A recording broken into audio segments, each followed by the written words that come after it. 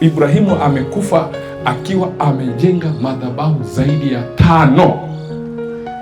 Kila alipokuwa akitokewa na Mungu, Ibrahimu anajenga madhabahu. Unajua ni kwa nini?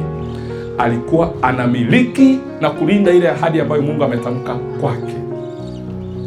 Sasa tunatoka kwenye familia ambazo shetani aliwahi mapema akajenga madhabahu ambazo anajua kabisa hizi madhabahu zitazuia wakuu wanaoweza kutoka kwenye hiki kizazi. Hizi madhabahu zitahakikisha zinazuia ukuu na uwezo wa hawa wanaozaliwa kwenye hizi familia.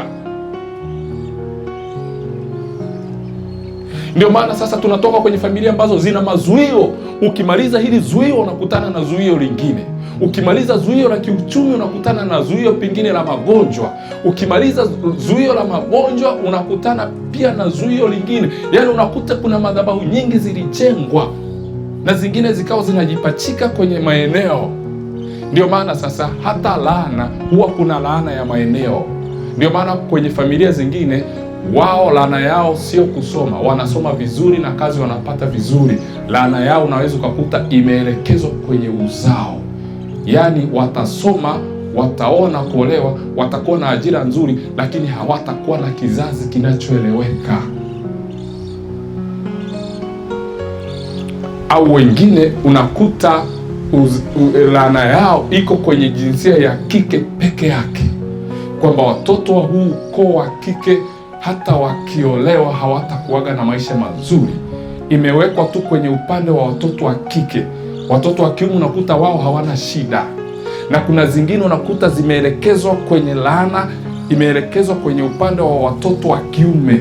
Ndio maana unaweza ukakuta kuna familia nyingine watoto wa kike wao wana maendeleo mazuri sana, lakini watoto wao wa kiume hawana maendeleo ya aina yoyote. Kuna madhabahu ilielekezwa upande wa watoto wa kiume kwamba ninyi mtashughulika na uzao wa kiume wa huu ukoo. Hakikisheni hakuna mtoto wa kiume atakayekuwa mkuu hata kama ana jitihada za aina gani. Lakini utashangaa watoto wa kike wao wanastawi, wakiolewa huko wanaenda wanastawi, wanazaa wanastawi, wao ile laana haiwahusu. Kwa unakuta imeelekezwa mahali fulani. Na nini hiyo laana inasimamiwa na nini? Inasimamiwa na madhabahu. Uzao wa Ibrahim na baraka zake na utajiri wake ulikuwa unalindwa na madhabahu.